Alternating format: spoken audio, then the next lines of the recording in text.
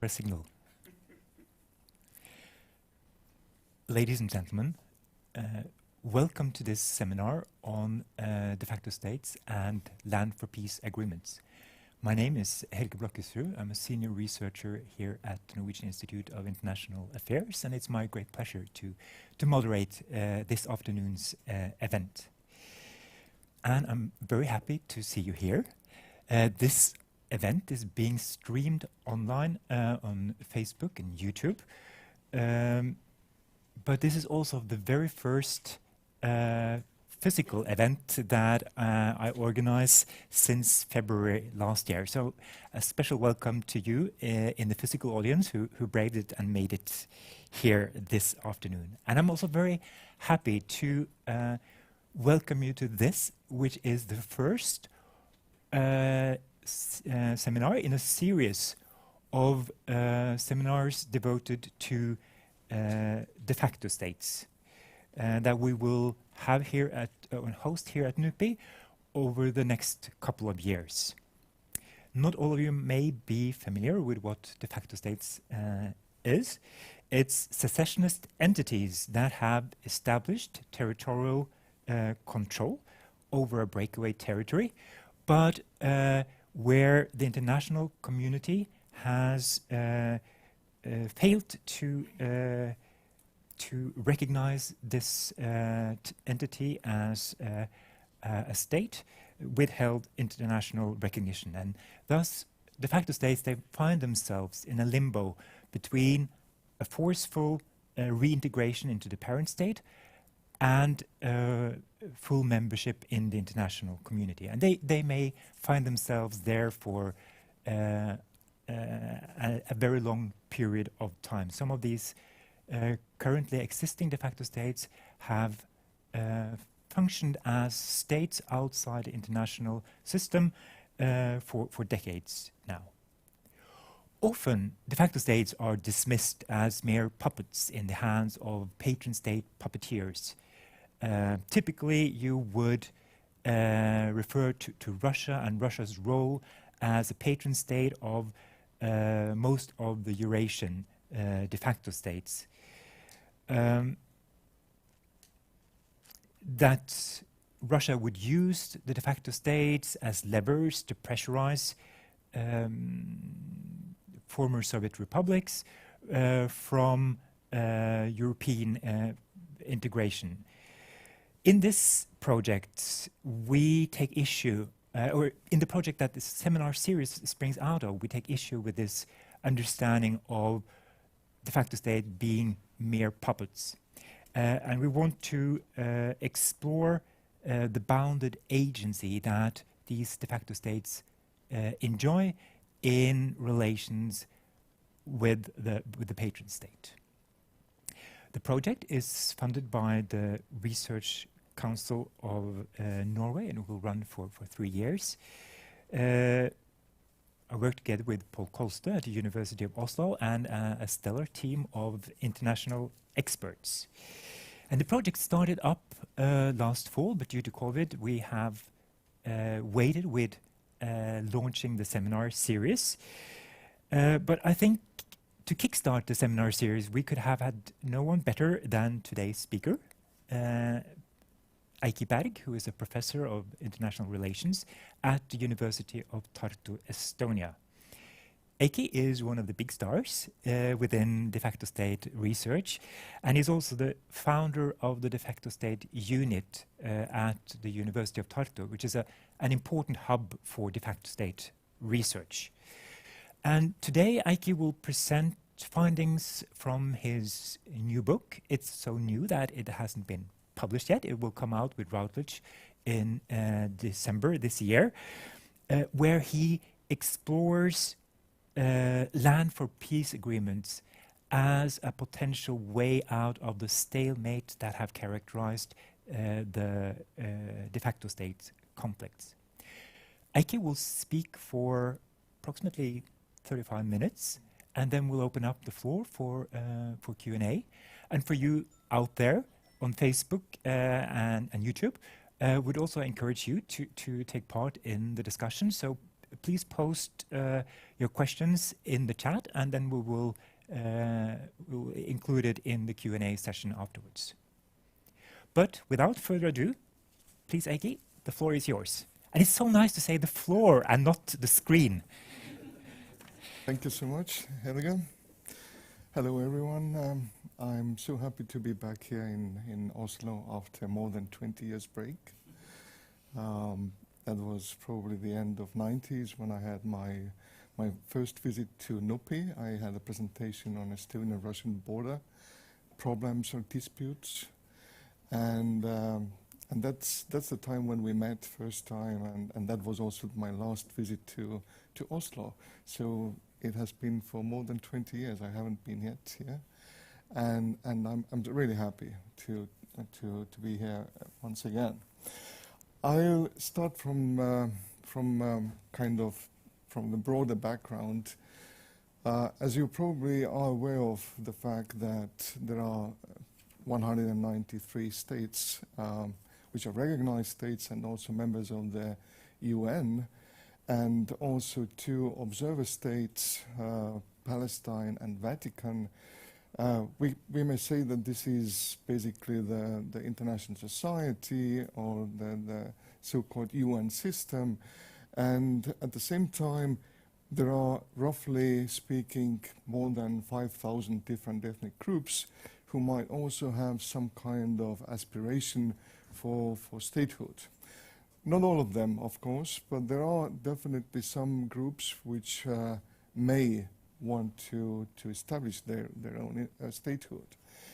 The inevitable outcome of this logic that we do have already the world political map organized into different territorial states, and there are also some groups who aspire to have also some piece of land and also establish something which we can also call the state and which can be also recognized.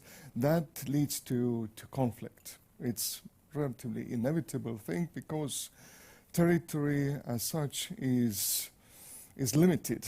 There is not enough space for newcomers, and if the newcomers want to be part of this privileged club of international society, then this comes at the expense of the others, or those who have already existing states. So if that is inevitable, then it develops into the conflict, more violent or less violent conflict. We call it a secessionist conflict, and then once it has started, then of course there is a parent state which tries to reintegrate the secessionists back to existing state, but secessionists themselves, they want to establish their own state, and by this, first of all, it is important to control the territory, then also to establish institutions, and finally to provide also legitimacy for these institutions. So if they are successful, and in case they are successful, then because there is an important patron country supporting them, then they may actually establish a statehood which is not recognized by the others. Maybe a patron country is recognizing, or some other players as well, but usually it remains not recognized entity. This is what we call de facto states. The number of de facto states today is a relatively small one, so we can always get below 10. So if we are serious enough, and not to consider also, let's say, Western Sahara and Palestine, which have difficulties in controlling their territories. And what I wanted to say is that not all the secessionist entities can be called as de facto states. Now, when we come to Land for Peace agreement, then this comes from Arab-Israel conflict. The year 1967, there was a 6-day war. there were 5 different Arab countries, neighboring countries to Israel, who attacked Israel, but Israel was quite successful and made a kind of advance, so to occupy Sinai from Egypt, also West Bank from Jordan, and also Golan Heights from Syria. And already the same year, Security Council, UN Security Council Resolution 242 actually called Israel to withdraw its troops from occupied territories, and at the same time that the neighboring countries of Israel can easily recognize the existence of Israel. So Israel gives away the occupied territories and receives the peace agreements from the neighboring Arab countries. This is land for peace, basically. This is the very basis. And it comes from this resolution, 1967. And we know that it took at least 12 years. We had this Camp David meeting where Anwar Sadat from Egypt and Menachem Begin from Israel and Jimmy Carter from US, they all were part of that agreement. That was the first time when the Arab country Egypt recognized the very existence of Israel as a Jewish state, and Israel withdrew from Sinai. And that agreement was also important in terms of laying further grounds for peace kind of accords between Israelis and Palestinians. We later know the Oslo process from the beginning of 90s.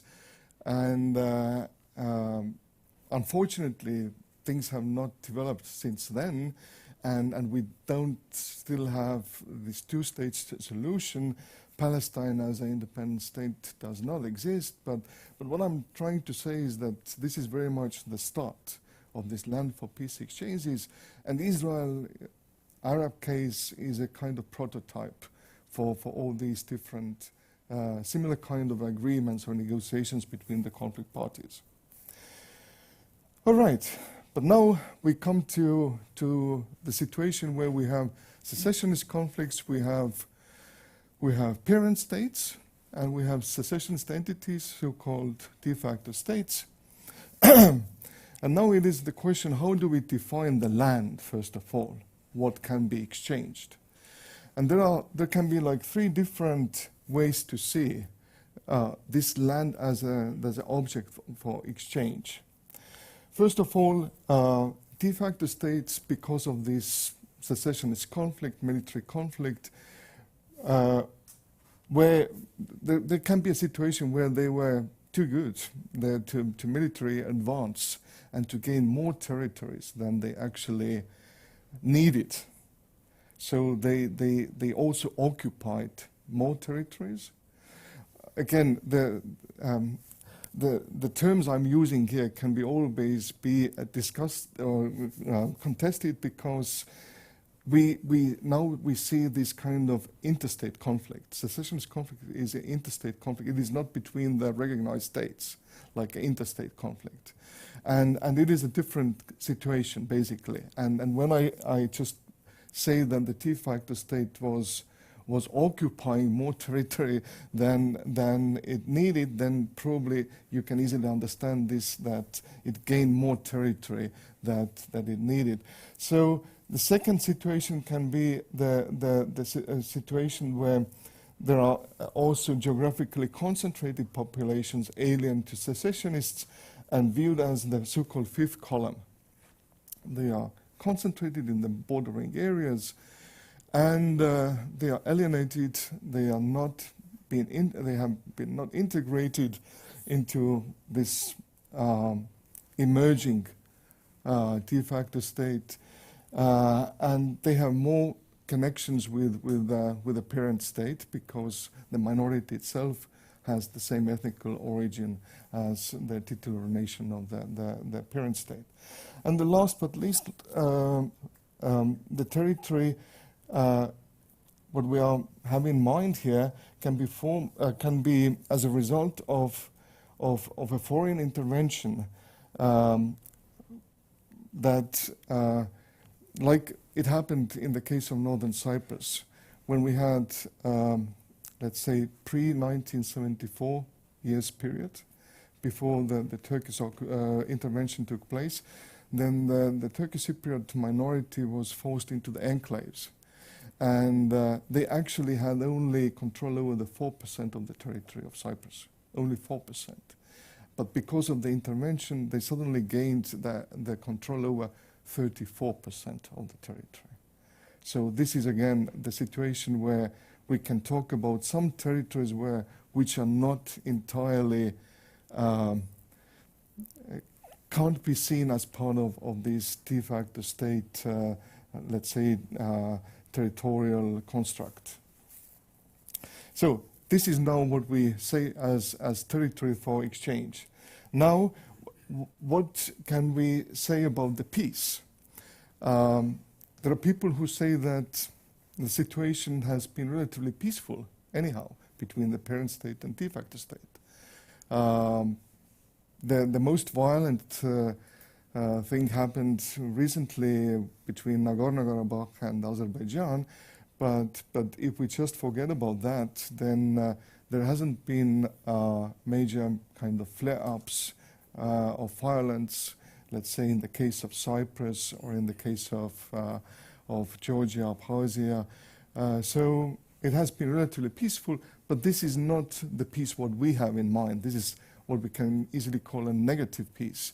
But we are looking into the positive peace and stable peace, and this is a condition that entails the establishment of mutual trust, friendly relations, and cooperation, and a credible commitment to any territorial adjustment which would be agreed upon.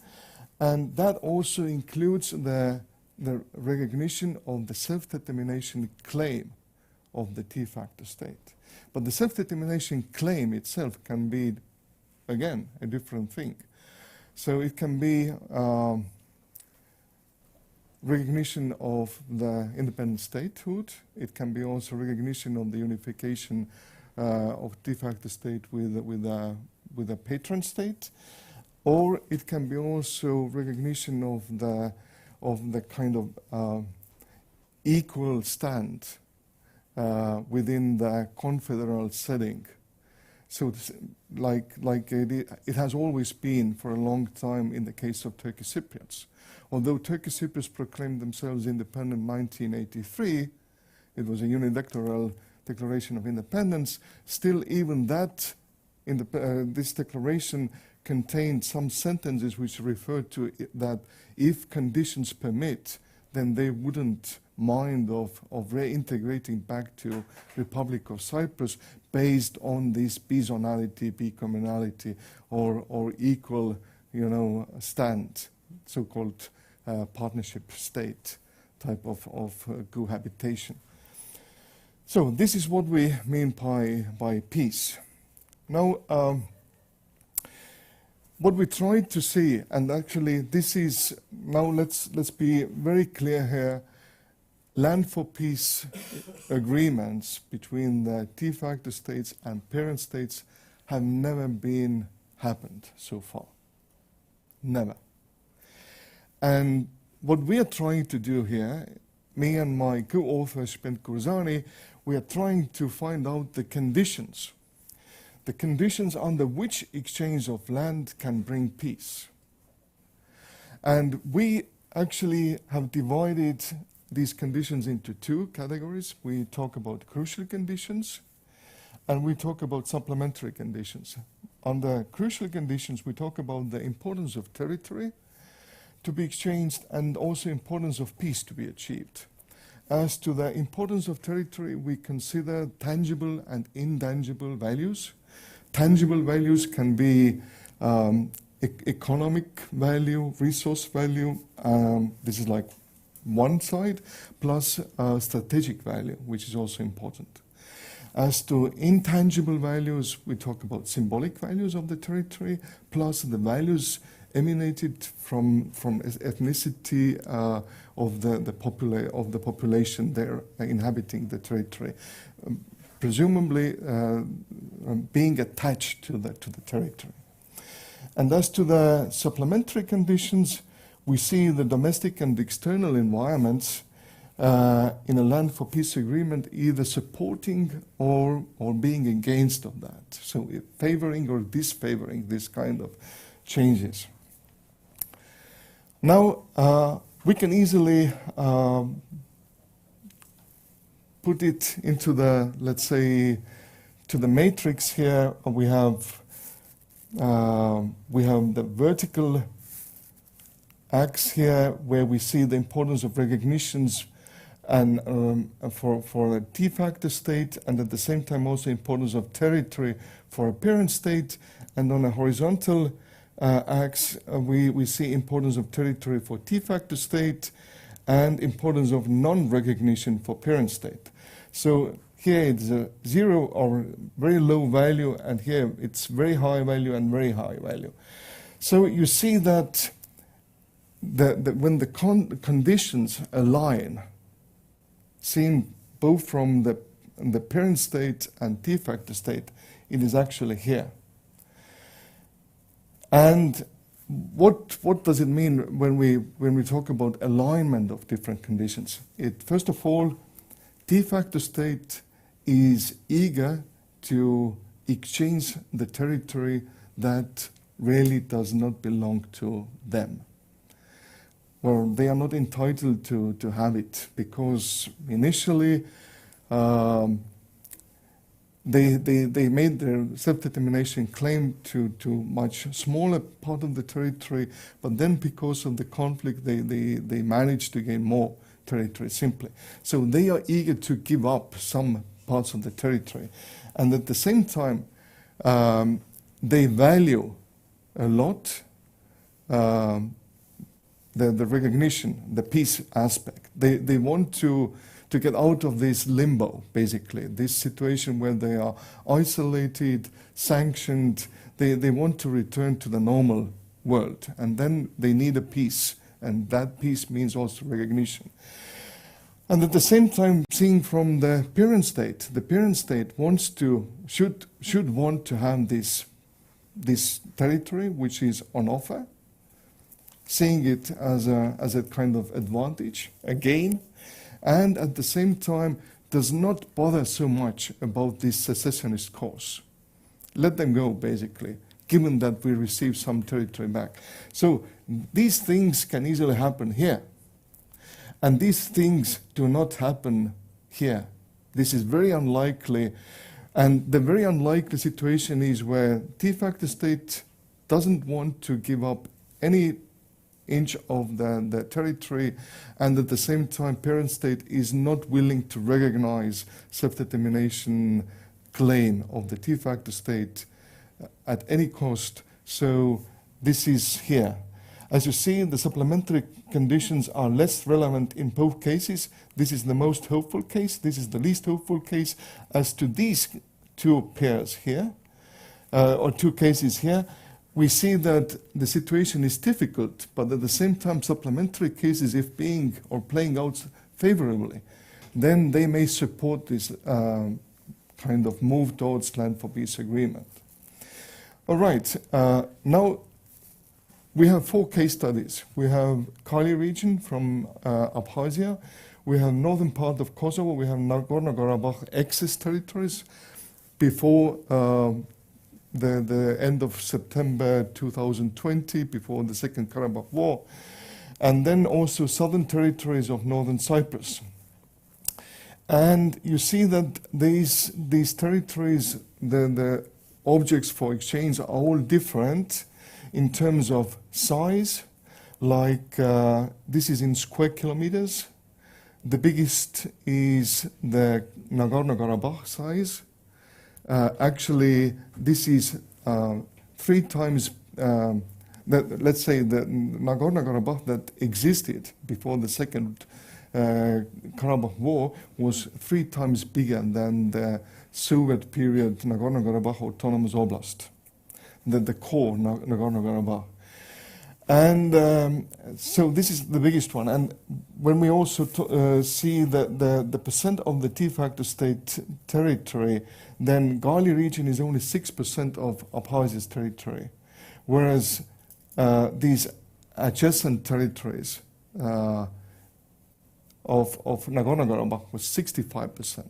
So you see there is a huge difference. Also in terms of populations, where we have, in the case of the Serbs living in north of Kosovo and Georgians and Migralians living in Gali, these are permanent settlers, permanent population. And in case of Nagorno-Karabakh, these territories and northern Cyprus, these territories were ethnically cleansed and populated by other people there. So this is now the comparative kind of data set in order to understand the starting point for these measurements. A few pictures as well. In the case of northern Kosovo, we have here 4 different Serb municipalities. And there were some quite active talks between Serb President Vučić and the Kosovo President Taci in terms of land swap, where there is this Kosovo Serbs here and Serbs, Albanians living in Serbia here on the bordering region, Preševo Valley. Land swap, first of all, but one shouldn't take it very seriously because it doesn't fit very nicely into the land for peace exchange, because once again, how could we imagine the situation where Kosovo, in case of success, achieves not only the peace and recognition from Serbia, but also this territory here, and gives back only this territory. So it is not a very fair deal, I would say, and this is quite unlikely happening. But anyhow, these were the talks at that time, and they started in 2018.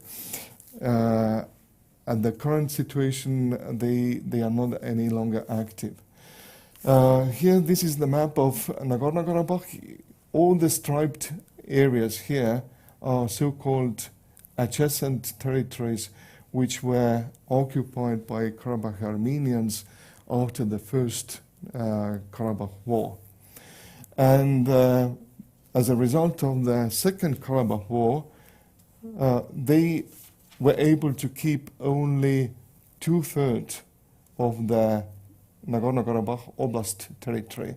So they lost almost everything, including also, all the adjacent territories or occupied territories, plus also part of the core Karabakh territory.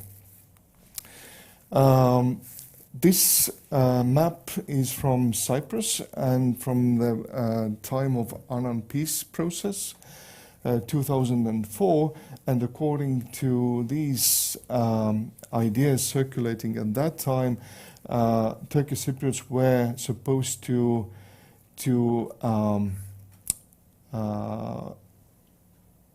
keep only 28.5% of the territory. At the moment, they have 34% of the territory of Cyprus.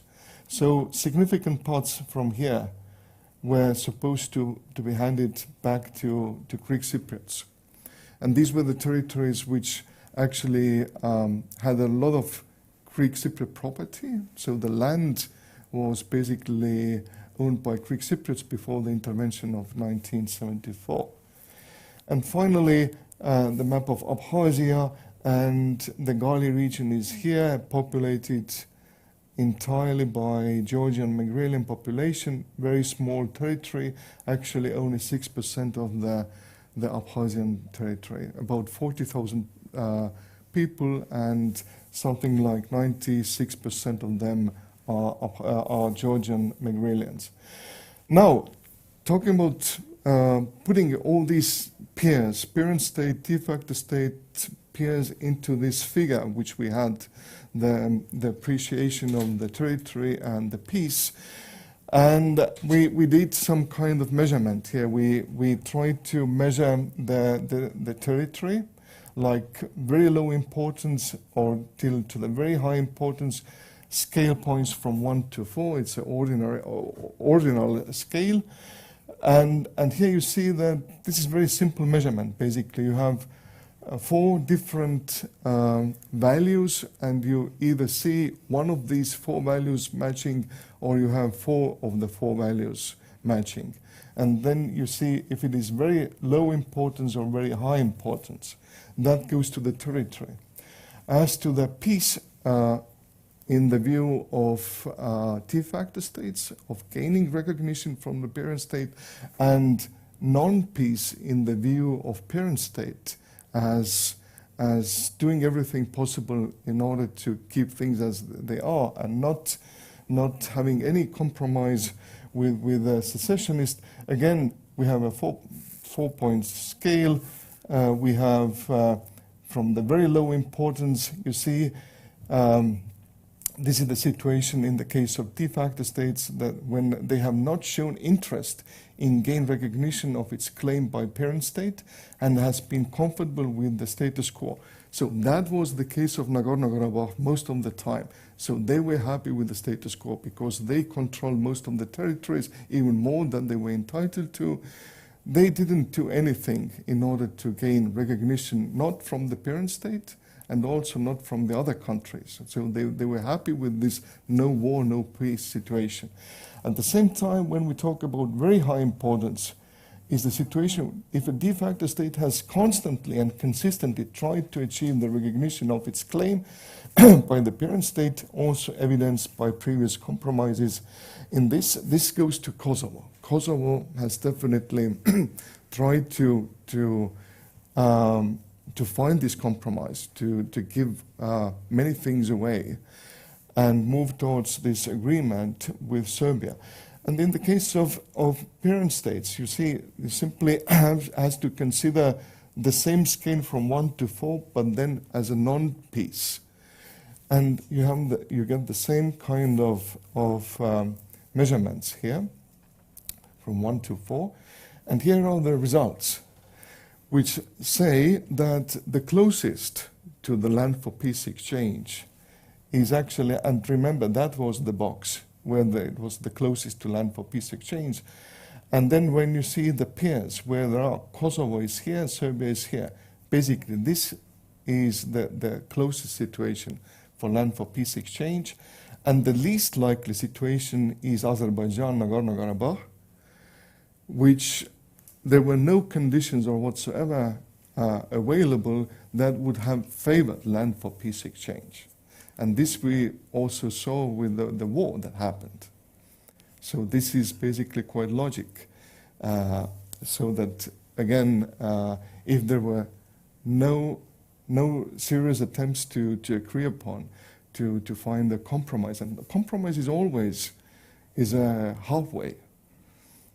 It can be seen as a win-win or lose-lose situation. It's a halfway. And if there are no kind of motivations in these conflicting societies, then we end up with a situation like we have here. And that can be easily the next step to the war, to the violence. Right. And this is the last slide, which is about the book that is forthcoming.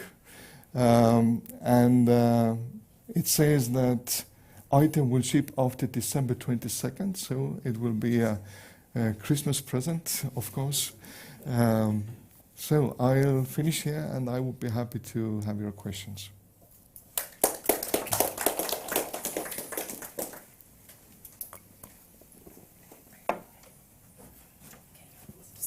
Reorganize slightly.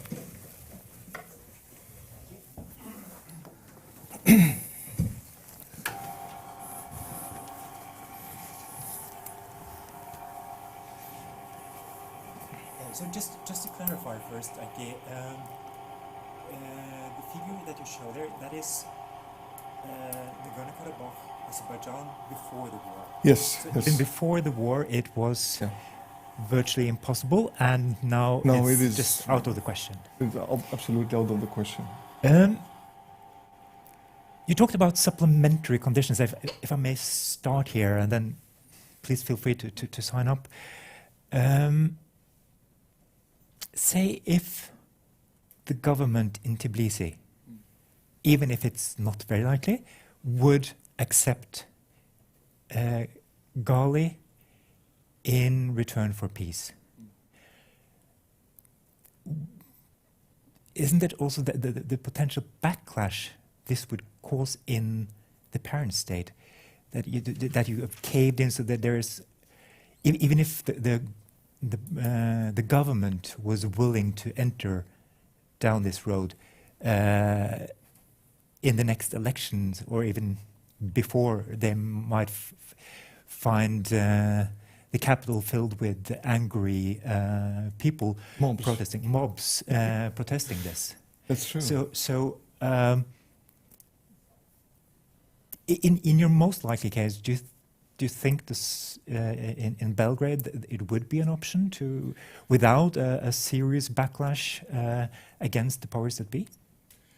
Well, getting to supplementary conditions, and especially when we talk about Kosovo-Serbia case, what we saw happening was that that was an initiative that was actually cooked by two presidents, Serb President Vučić and Kosovo President Taci, and they didn't have actually support from their own parties, or I'm not talking about the people, societies. They were relatively alone, but they have had at least this courage to go ahead. Another question is whether they were serious enough. Maybe they knew from the very beginning that it doesn't go to any way or reach the goal anyhow. But this is what we see, that they did it. And at the same time, when we talk about the external environment, that was also the time of President Trump, and we know that many strange things happened during the President Trump period, like U.S. recognizing the Israeli occupation of Golan Heights, or moving the capital from Tel Aviv to Jerusalem, and also recognizing Jerusalem as the capital of Israel. So these were already some signs that this liberal international order is not any longer in place. And U.S. as a flagship of this order is actually digging the ground itself. But then also, let's say Americans or Trump administration was supportive of that land swap idea. But then also on the European Union level, Mogherini was very much supportive. But then the British and Germans, they were against. So when we talk about different member states, obviously there was no agreement. But still, I mean, as I said, that the Kosovo Serbian case was closest to this deal. That already reflects that that this is the forest that was able, that the parties were able to go, and definitely this constituencies, the way they think, the way they support the very idea is very crucially important. When the elections come, then obviously no one wants to commit the suicide, politically speaking, and go for it. And one more question before we open up the floor here. The US is often seen as the patron state of Kosovo, but if we go to Eurasia and Russia, if we look at de facto states as puppets, or at least as levers and instruments that Russia would apply to put pressure on the authorities in Moldova or in Georgia or Ukraine, would there at all be any chances for Sukhumi or Tiraspol brokering bilateral agreements that would actually work? But as we know, all these de facto states are very different. In some cases, they have more agency, more capacity to act. They can probably go further than in other cases.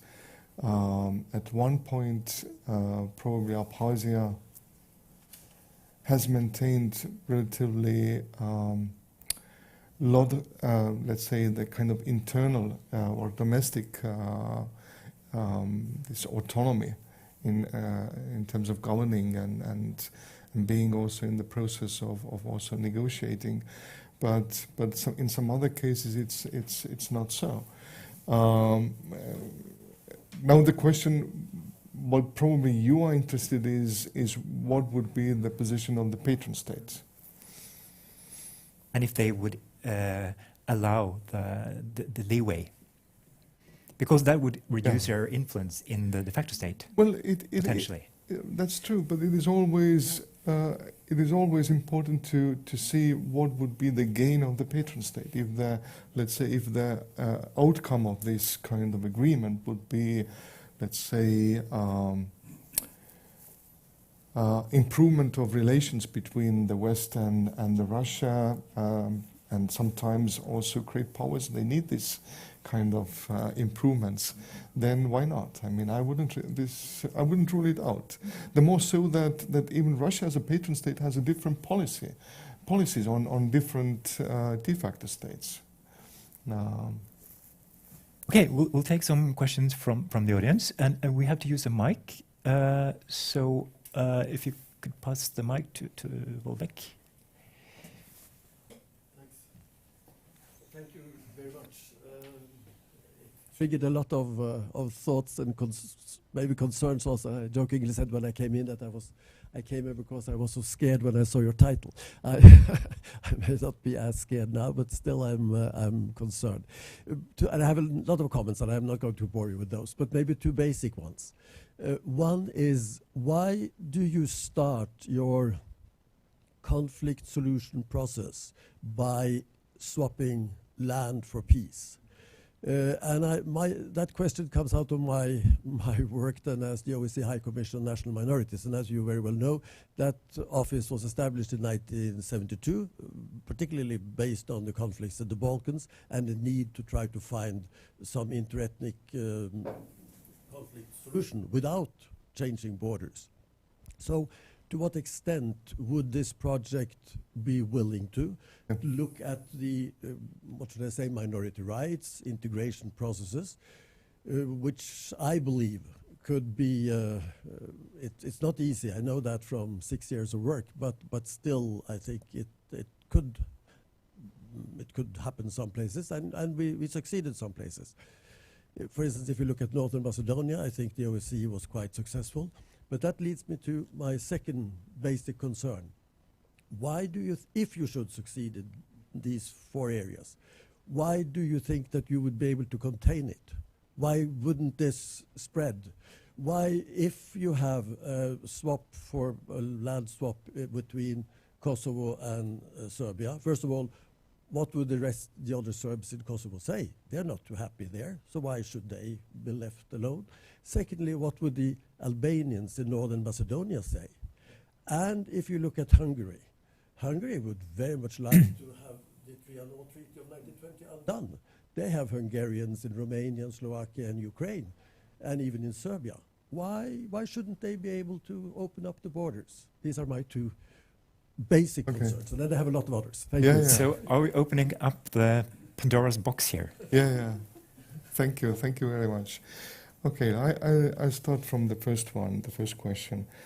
When we look seriously into these secessionist conflicts and what are the track records telling us, is that there are like 2 different extremes. One is that parent states, they try to reintegrate back the secessionist areas, either using force or peacefully. While using force, we basically talk about eradication of the entity. This is what happened with Republika Srpska Krajina, 1995. This is what happened with Chechen rebels and then Russia. This is what happened in Tamil Tigers. So there are plenty of these cases where we see that this is forcefully eradicating the secessionist areas, and this is a cost of lives, definitely. This is a war, basically, and this is a cost of lives. The other extreme is that the parent states, that just go ahead. We don't need you, leave us. But these have been only 2 cases. These were Eritrea, and then before that, Bangladesh. There are no more cases like that. And what are in the middle continuum are basically what some people call frozen conflicts. Some others say that these are not frozen conflicts, but definitely this is a stalemate situation. It's a situation like in Cyprus since 1974. They keep talking.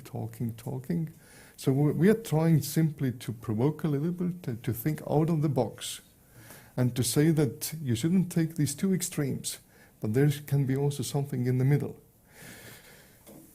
And this is simply inviting to think openly, either pro or against of these things. Now opening Pandora box. Yes, this can happen, but we don't know. We don't have any evidence here. If it is going to, as you said, in snowballing, that starting from here, then comes Albanians forming Great Albania, then our Hungarians, we don't know. It can happen, it cannot happen. So we don't know yet.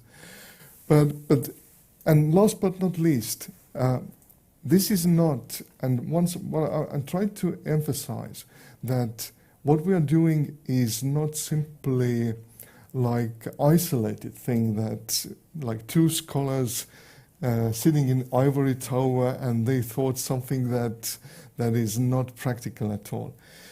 I'll give you an example, and I think it is still, I believe it is a true thing.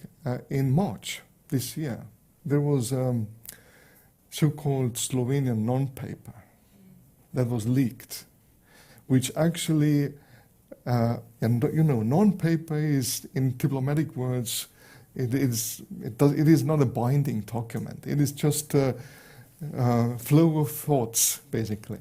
But that non-paper and the Slovenian presidency, that is also important timing, threw out the idea of what if, let's say, Kosovo Albanians and Albania will join to one country, and that also opens the way of making Serbs to living in Bosnia to integrate also with Serbia. And I'm not joking, and I don't think that this is a conspiracy theory here. What I'm trying to say that these ideas are circulating, either more or less openly, but they are there.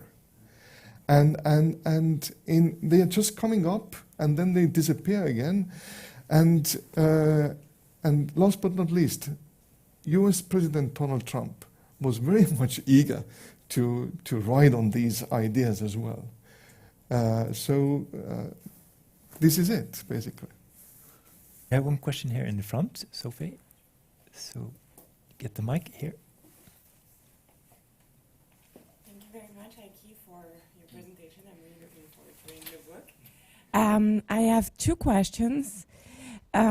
First, I would like to ask you about the role of local politicians, local political parties in those land for peace agreements. Because if we take the example of the 4 municipalities of northern Kosovo, we can see that there is a connection between the acceptability of land for peace among local political parties based on the electoral changes, and also based on the relations between those local political parties and the patron state.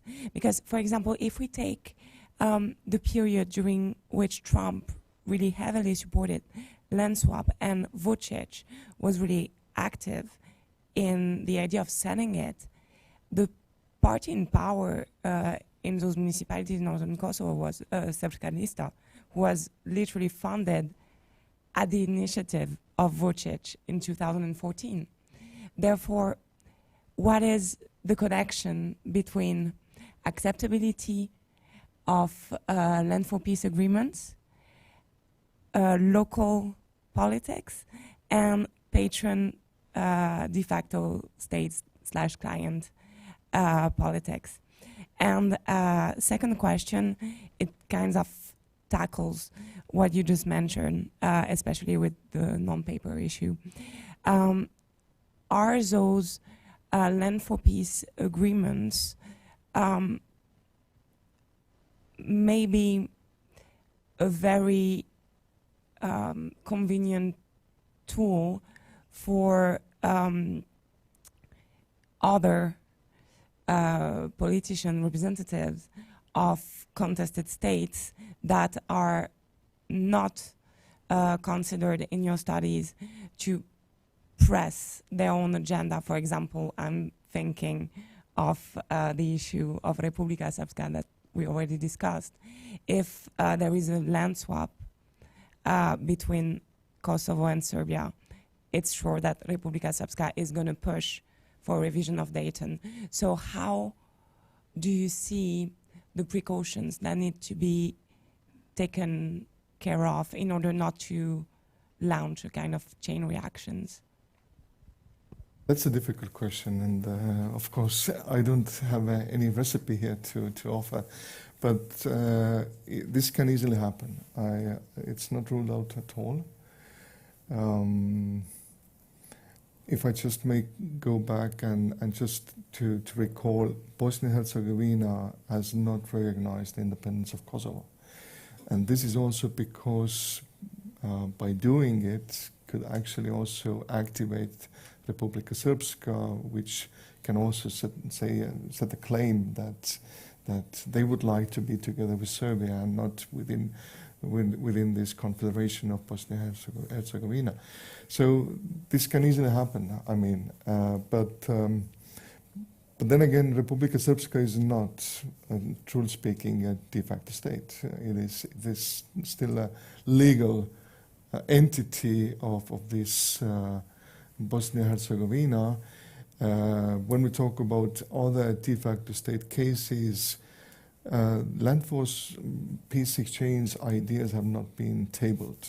Let's say, even it has not been tabled in the case of Georgia, Abkhazia. We were trying to find out documentation or some evidence from the negotiations. No, it has not been there at all.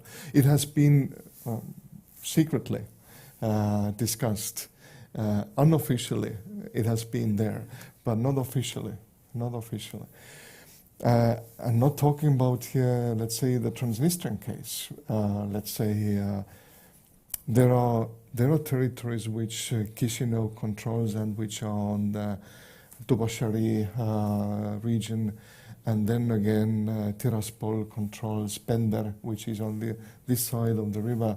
So, but then again, these issues have never been discussed, and I don't think that this comes up in that particular case. The cases are too different, probably. But as to your first question, it can easily be the situation where on the local level, politicians are on a different position compared to, let's say, their patrons somewhere else, or they may have easily their own agenda and their own understanding about the processes. So, yeah. Osman, do we have any online questions? No. So you out there, please send your questions if you have some. But for now, we will have one from Paul Kolster. If you can get the mic, please.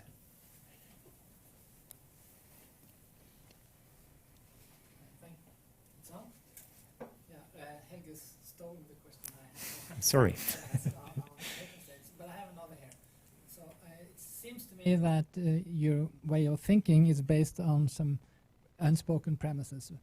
And one of them, you may agree or disagree with me that this is the case. But one is that the normal thing, or perhaps even the ideal thing today, is to have mono-ethnic states. And second is that the way we need this land for peace agreements is that there are some discrepancies. There are some areas where you don't have this complete mono-ethnic state because you have some minorities concentrated in one region. But as Knut Wollebeck pointed out, that can create problems for this minority living in other parts of that state. Could then to move, since you say that these are not working anywhere yet, could it be that you had to supplement this land for peace settlement with stronger minority rights for those minorities that stay behind? And if, for instance, in Abkhazia, which both of us know perhaps better than the other cases, you have got, at least you had, and still have, some Georgians living in other parts of Abkhazia. And there are many more in Georgia wanting to return to Abkhazia to reclaim their property. And so if they could feel that they could do so securely, and that could be included in such a land for swap agreement, would that ease the way forward? Yes, I think this is a good idea, and that could be also definitely included as one of the supplementary conditions. But trying to correct what you said from the very beginning, that we are trying to articulate that the aim should be like a mono-ethnic states. Not necessarily so. I mean, what we are trying to see are the most difficult cases. These are the cases where this land for peace exchange can be seen as the last resort. So if, let's say, power sharing would have worked, then we wouldn't be here to talk about that. But simply power sharing is not working. And this unstable peace can easily continue, but unstable peace again means that there can be in future some sudden flare-ups, military interventions, violence, eruptions, and the loss of lives. So do we need that? Probably not. So that's why we are trying to discuss, or at least to open this kind of discussion in the academic level. We are not definitely doing it first time. I mean, before us, there have been also people talking about petition as a solution to the most difficult ethnic conflicts, and talking about the providing and where these people see the problem is basically insecurity of different ethnicities. More questions? Paul? I think you're kind of investigating very interesting case. Never happened before, right? One of your cases has disintegrated. And we have examples of too many other solutions for the de facto states. And in fact, the idea of land for peace is not about de facto states, it has a broader context. So you are kind of trying to kind of, at the same time, narrow the idea and make it in many ways unique. Inevitably, the question is, why it never happened before? You know, what is the chance that will ever happen again when so many other solutions are there, when so many kind of other factors are driving it? So I think the book owns the reader an explanation why it never happened before, besides stating the fact, because secessions happened, and I think South Sudan is another case. It's not just two. But just before you start, thank you, Pavel. Couldn't it have happened in Azerbaijan, Nagorno-Karabakh, if the Armenians had been a bit wiser, a bit earlier? It could have happened. They could have got something out of a land swap. Absolutely. I think that kind of theoretically, again, looks like a most promising case, while on the scheme it looks like a least promising case. There is a contradiction here. I agree with you, Helge.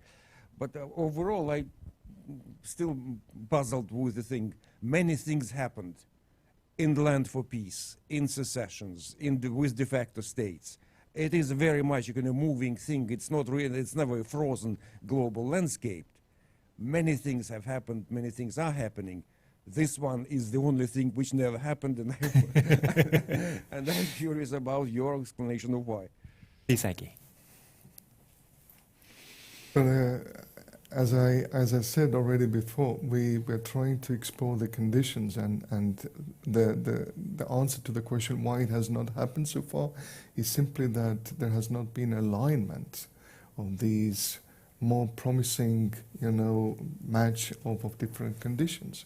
That is the explanation. So we are not saying that what has to do or what has to be done in order to make these conditions match or align, but simply this is a kind of diagnosis why we are there, and then why in some cases this looks pretty much hopeless, and so even those who think that this is not a good idea at all, they don't need to be so much worried about that, because this is not going to happen anyhow. So. So no need for Volbeck's concerns when he entered the room this morning. Yeah. Well, I think it's good to think out of the box. Some of these conflicts have been stalled for decades, as I said initially. Northern Cyprus, you have generations growing up under conditions of de facto statehood. So ideas can bring new life to these processes, not just the endless rounds of negotiations. And I'll tell you also related to Northern Cyprus case. Since the November 2020, Northern Cyprus was still in a position to have this bizonality, bicommunality, but then they had presidential elections, they got a new president, Tatar, and now they advocate a separate state, seriously. And this is not only on a rhetorical level. There are also indicators which also point to the seriousness of the talks. For instance, the territory that was supposed to be in exchange, to be an exchange object, Varosha, has not now been partly opened. It was basically conserved area, it was a military area, there was no civilians were let in. Now it is opened, and they even discuss about development of that area, which means, again, this is the sign that they don't think that peace with Greek Cypriots is any longer possible.